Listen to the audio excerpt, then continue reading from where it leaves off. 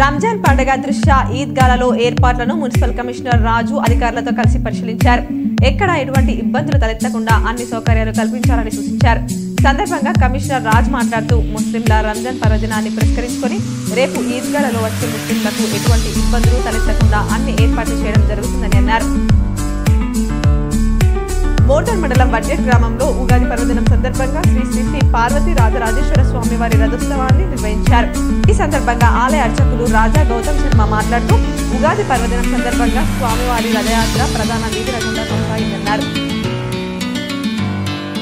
బోధన్ శ్రీ ఏకచక్రేశ్వర శివ మందిరంలో ఉగాది పండుగ సందర్భంగా గణేష్ మహారాజ్ ఆధ్వర్యంలో పంచాంగం చెప్పారు.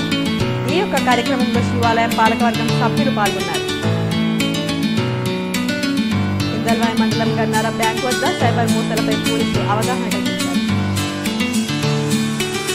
రేంజల్ మండలంలోని గోర్గం శివార్లో పాప్రికాన్ మిర్చి పంటను ఆర్గనైజర్స్ పరిశీలించారు. శివార్లో గల భాగ్యనగర్ కాలనీలో రాజరాజేశ్వరి ఆలయానికి మంగిరాముల మహారాజ్ భూమి పూజ చేశారు.